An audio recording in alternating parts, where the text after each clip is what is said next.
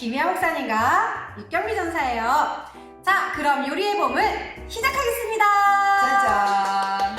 자, 오늘 모신 분은 바로바로 주부 경력 30단의 김희아 목사님을 모셨습니다. 자, 목사님. 네, 경력을 한번 보여주시죠. 네. 자, 양파 한번 썰어볼게요.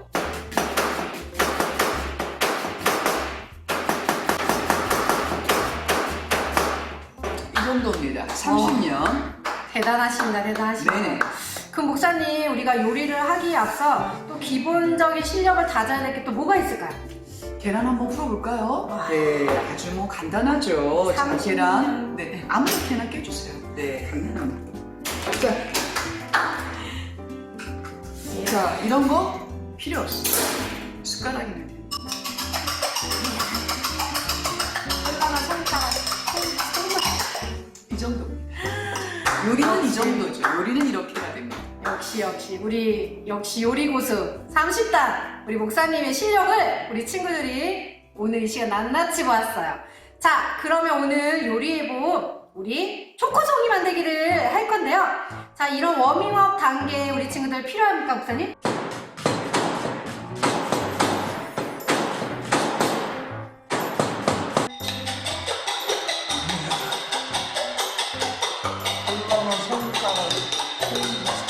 필요 없어요. 아니, 필요 없어요. 필요 없습니다. 필요 네. 없습니다. 자, 네, 오늘은 우리 친구들 이렇게 칼을 쓰지 않고도 또 어려운 기술을 갖지 않고도 간단하게 할 수 있는 우리 초코송이 만들기를 시작하겠습니다. 자, 우리 친구들 이렇게 초코송이 키트를 꺼내주세요. 그런 다음에 이렇게 그릇에다가 물을 담아야 되는데 목사님, 어느 정도의 그릇이 필요할까요? 아무거나 손에 닿는 대로 가져오시면 돼요. 아, 예, 아무거나 준비하면 되겠습니다. 그럼 목사님, 이제 우리가 온수가 필요한데 물에 이 온수의 온도는 어느 정도가 적당할까요? 손가락을 넣어봤을 때, 아, 굉장히 따뜻한 정도. 따뜻한 정도 이렇게 준비하면 되겠습니다. 그러면 우리 친구들 뜯어보도록 할게요.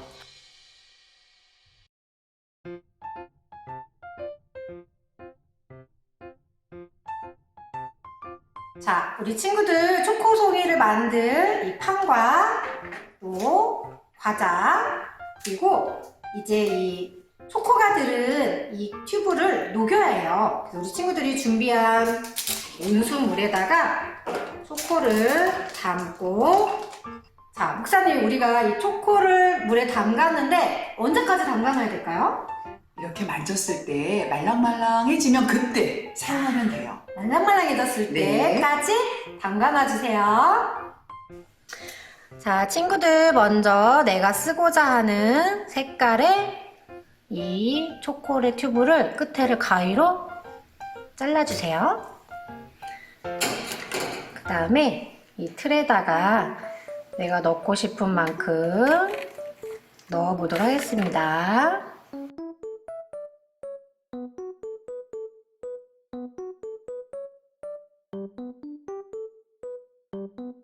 자, 그 다음에 우리 친구들 이 과자 막대를 가운데다가 쏙쏙 넣어주세요. 자, 이제 냉장고에 넣어서 얼려주면 됩니다. 자, 친구들 초코송이 완성! 와, 맛이 어떤가요, 선생님? 맛있어. 네. 우리 친구들 더 예쁘게 만들어서 인증샷 많이 보내주세요. 자, 우리 그러면 요리의 봄을 마치겠습니다. 안녕! 오늘의 성경 말씀은 요한복음 21장 9절에서 14절까지의 말씀입니다. 요한복음 21장 9절에서 14절까지의 말씀을 제가 봉독하겠습니다. 육지에 올라보니 숯불이 있는데 그 위에 생선이 놓였고 떡도 있더라. 예수께서 이르시되 지금 잡은 생선을 좀 가져오라 하시니 시몬 베드로가 올라가서 그들을 육지에 끌어올리니 가득히 찬 큰 물고기가 153마리라. 이같이 많으나 그물이 찢어지지 아니하였더라. 예수께서 이르시되 와서 조반을 먹으라 하시니 제자들이 주님이신 줄 아는 고로 당신이 누구냐 감히 묻는 자가 없더라. 예수께서 가셔서 떡을 가져다가 그들에게 주시고 생선도 그와 같이 하시니라. 이것은 예수께서 죽은 가운데에서 살아나신 후에 세 번째로 제자들에게 나타나신 것이라. 아멘. 오늘은 백신 세 마리를 놓을 때라는 제목으로 하나님의 말씀을 전하도록 하겠습니다. 여러분은 이 모나미 볼펜을 잘 알고 있을 거예요.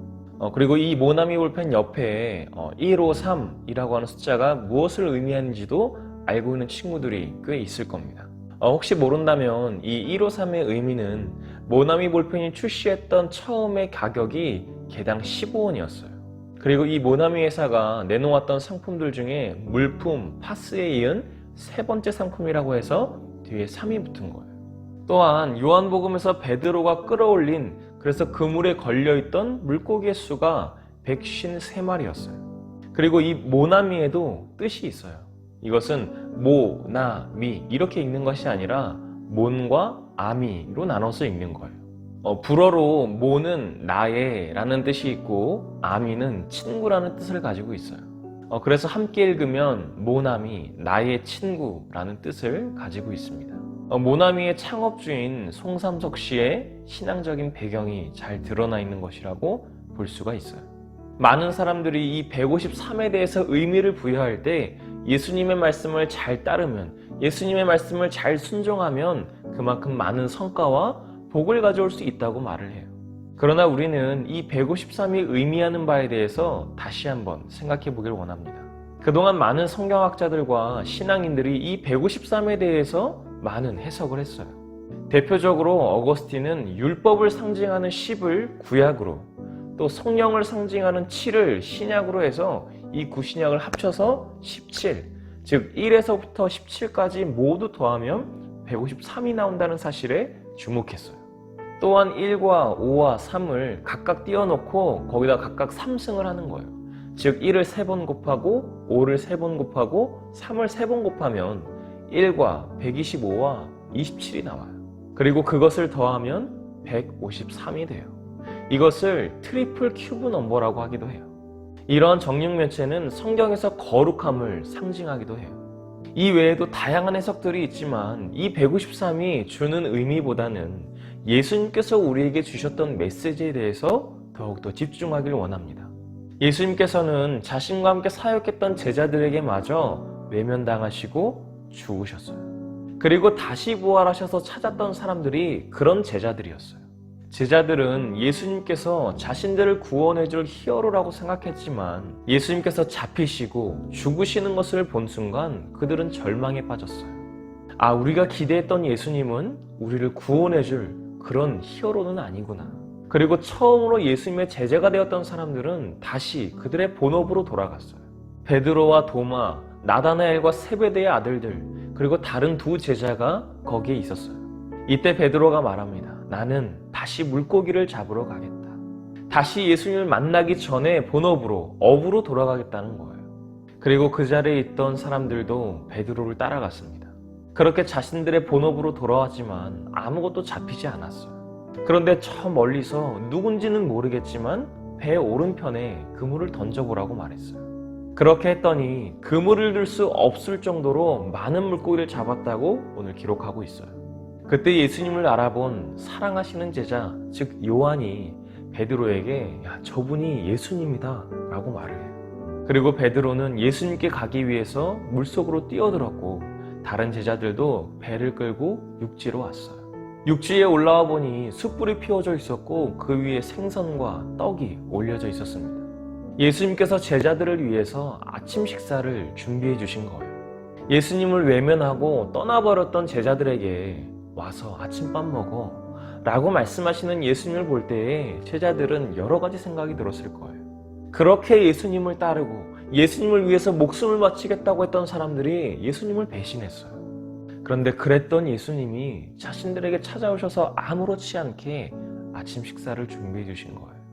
그리고서는 베드로에게 네가 나를 사랑하느냐고, 내 양을 먹이라고 말씀하시고, 그리고 앞으로 제자들이 해야 될 일들에 대해서 말씀하시고는 하늘로 승천하셨어요. 그런데 이 이야기에서 조금 의아한 것들이 있어요. 오늘 본문 말씀 10절을 보면 예수님께서 그 잡은 생선을 좀 가져오라고 말씀하세요. 아니 그전 구절을 보면 이미 예수님께서 생선과 떡을 다 준비해 놓으셨는데 왜 물고기를 더 가져오라고 하셨을까요? 예수님께서 준비하셨던 생선이 모자랐던 걸까요? 떡 5개와 물고기 2마리로 5,000명을 먹으셨던 예수님께서 그 몇 명을 먹이고자 함에 부족함이 있었을까요? 아마도 이것은 예수님께서 제자들로 하여금 자신의 말씀에 순종한 것이 얼마나 엄청난 결과를 가져올 수 있는지를 체험하게 하시고 그것을 깨닫게 하신 거예요. 그리고 앞으로 그들이 감당해야 할 사명을 말함에 앞서서 그들에게 더욱더 확실한 자신감을 심어주시기 위함이 아니었을까 생각이 됩니다. 사실 예수님께서는 육적으로는 목수의 아들이셨고 공생애를 시작하시기 전까지는 예수님의 본업이 목수셨어요. 그런데 본업을 업으로 살아온 제자들에게 배 오른편에 그물을 던지라는 말은 그들에게 별로 설득력을 가지지 못할 만한 말이었습니다.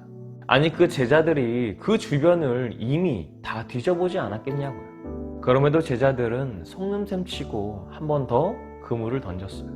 그리고 나서 엄청난 기적을 경험하게 돼요. 보통 많은 사람들은 이 대목에서 예수님의 말씀에 어떠한 상황이라도 우리가 이해할 수 없는 상황에서도 순종하면 큰 복이 따라오는구나 라고 이해를 해요.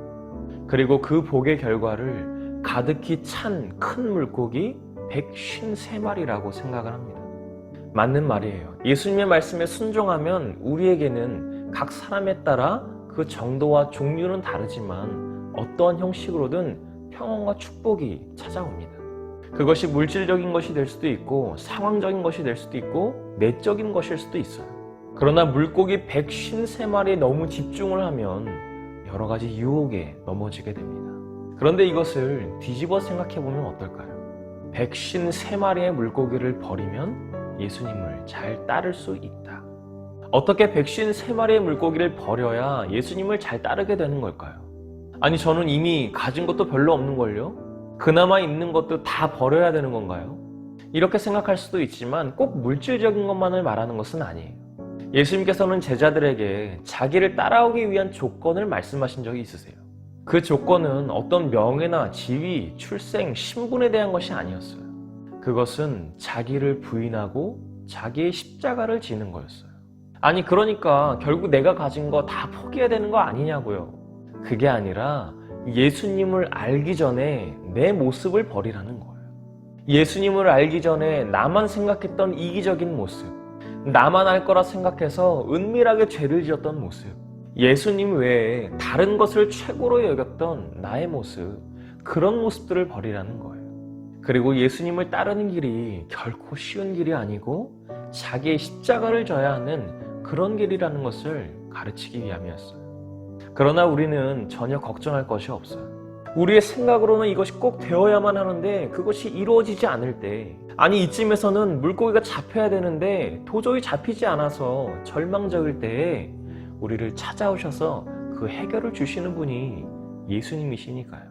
우리의 이기적인 욕심 때문에 예수님께서 가장 필요하셨던 순간에 그 자리를 지키지 못했던 우리에게 찾아오셔서 따뜻한 식사를 제공하시는 분이세요. 여러분, 식구의 의미가 뭐예요? 먹을 식, 입구, 함께 먹는 입, 그게 식구라는 거예요. 예수님께서 조반을 차려주시고 그들에게 떡을 올려주시고 생선을 올려주시면서 우리는 다 식구야, 너는 내가 사랑하는 나의 자녀야 라고 말씀하시는 거예요. 그리고 예수님과 식사를 마친 그 제자들은 다시 어부의 삶을 포기합니다. 153마리의 물고기를 버려요. 그리고 예수님의 길을 따라갑니다. 예수님께서 행하셨던 이 땅의 사역을 이어갔어요. 예수님의 이름으로 복음을 전하고 예수님의 이름으로 병자를 치유하고 예수님의 이름으로 귀신을 내쫓았어요. 그 길은 153마리의 물고기를 버릴 때, 내게 주어질 복에 대한 욕심을 버릴 때, 나의 옛 자아를 버릴 때에 가능해집니다. 제가 예전에 포기란 하나님께 드리는 것이다 라고 말한 적이 있어요. 포기를 영어로 하면 give up 이잖아요. 이것을 영적으로 해석해보자면 give up, 위에 주다, 위에 계신 분께 드리다 라고 해석할 수 있다고 말했어요. 즉 포기라는 것은 우리가 생각했던 것, 우리가 가지고 있는 무언가를 버리는 것이 아니라 하나님께 온전히 드리는 것이라고 말할 수 있다는 거예요. 사랑하는 청소년부 여러분, 여러분은 예수님 믿으면 반드시 복 받는다 라고 하는 말을 철석같이 믿는 친구들은 없기를 바랍니다. 예수님만 잘 믿으면 내가 하는 일마다 다 잘되고 인기도 많아지고 내가 기도하는 모든 것들이 이루어질 것이라고 생각하는 착각에서 벗어나시길 바랍니다. 예수님을 믿음으로써 우리가 얻을 수 있는 가장 큰 복은요, 천국과 구원이에요. 그것 외에 얻게 되는 것들은 있으면 땡큐, 없으면 그만이라는 거예요. 그렇게 따지면 저 같은 목사님 자녀들은 이미 다 재벌이어야 돼요. 제가 예수님을 잘 믿는다는 소리가 아니에요. 그만큼 남들이 가지 않은 가시밭길, 남들이 외면하는 길, 남들은 다 괜찮은데 우리는 꽁꽁 싸매고 이건 안 돼, 저건 안 돼 하면서 스스로를 옥죄이는 일, 그 길을 아빠도 모자라서 그 아들도 간다는데, 그렇게 따지면 예수님께서 우리에게 정말 많은 복을 주셔야죠. 이 길만 가면 정말 원하는 대로 다 이루어 주셔야죠. 그런데 주님께서는요, 저희에게 물질적인 여유를 허락하시진 않으셨어요. 정말 굶어 죽지 않을 만큼 허락하세요. 그런데요, 저는 그게 정말로 감사해요. 만약에 지금의 저에게 물질적인 여유를 허락하셨다면 제가 한 영혼을 살리는 이 사역에 목숨 걸지 않을지도 몰라요. 저에게는 정말 주님이 아니면 안 되는 은혜가 있어요. 주님의 은혜가 아니었으면 결코 절대로 여기까지 오지 못했습니다. 주님의 은혜가 아니었으면 벌써 세상에서 다른 일 하면서 허랑방탕하게 살았을지도 몰라요. 제 딴에는 많은 것을 버렸다고 생각했지만 사실은 전 하나도 버리지 않은 거예요. 정말 0부터 100까지 모두 다가 하나님의 은혜였어요. 여러분도 꽉 쥐어봤자 어차피 없어지고 사라질 것들에 대해서 미련 갖지 말고 마음껏 내려놓으세요. 그제서야 비로소 주님을 따르게 됩니다. 공기를 아무리 잡으려고 주먹을 쥐고 어떻게 해도 잡을 수 없어요. 그러나 손을 피게 되면 내가 그렇게 잡고 싶었던 공기를 들고 있는 모습이 됩니다. 이 사실을 기억하고 주님을 온전히 따라가는 우리 사랑하는 청소년부 친구들과 선생님들이 되시기를 간절히 소망합니다.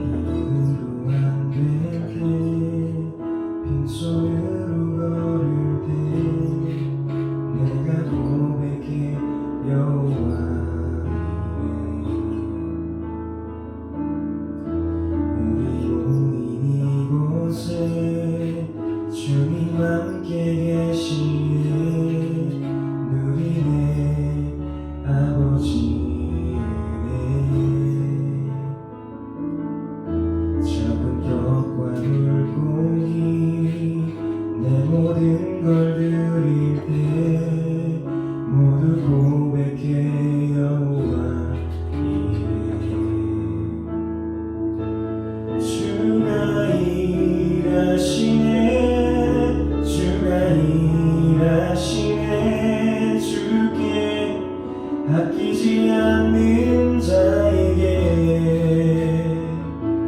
주가 일하시네, 주가 일하시네.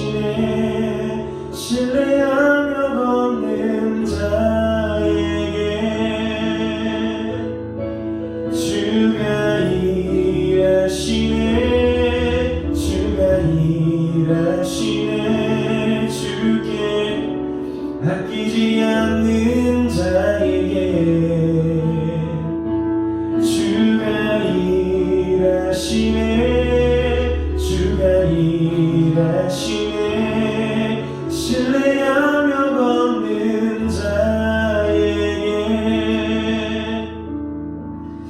이 시간 함께 기도하실 때에 내가 가지고 있는 그 153마리의 물고기 버리기를 원합니다.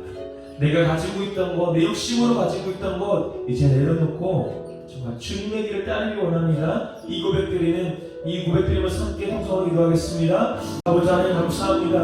날마다 우리 삶으로 가지고 있던 것들, 나의 욕심으로 가지고 있었던 것들, 그것들을 내려놓기 원합니다. 내 삶에서 백신 세 마리의 물고기들, 나의 욕심으로 가지고 있었던 것들, 나의 허망한 것들을 가득 찬 것들을 이제 내려놓기 원합니다.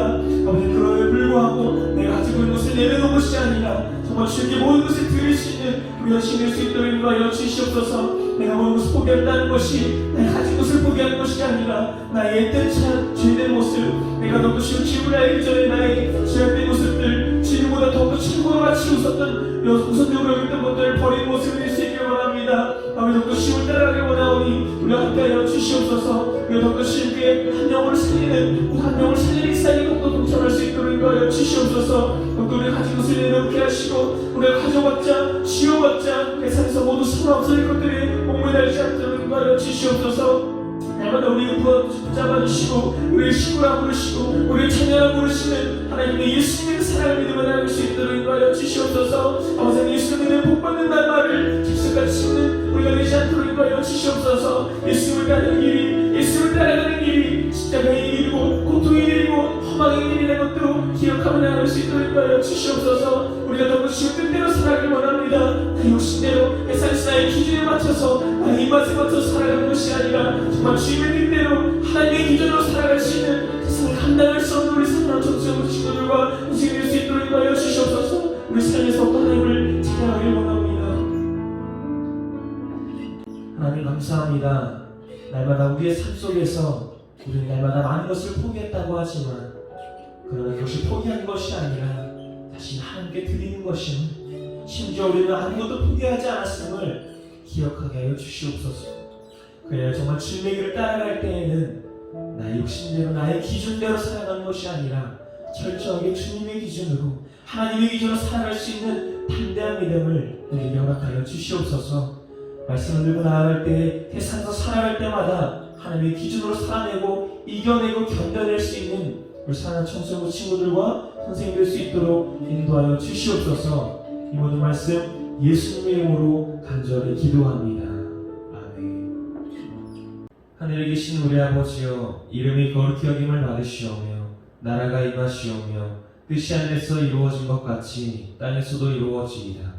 오늘 우리에게 일용할 양식을 주시옵고 우리가 우리에게 죄 지은 자를 사하여 준 것 같이 우리 죄를 사하여 주시옵고 우리를 시험에 들게 하지 마시옵고 다만 악에서 구하시옵소서. 나라와 권세와 영광이 아버지께 영원히 있사옵나이다.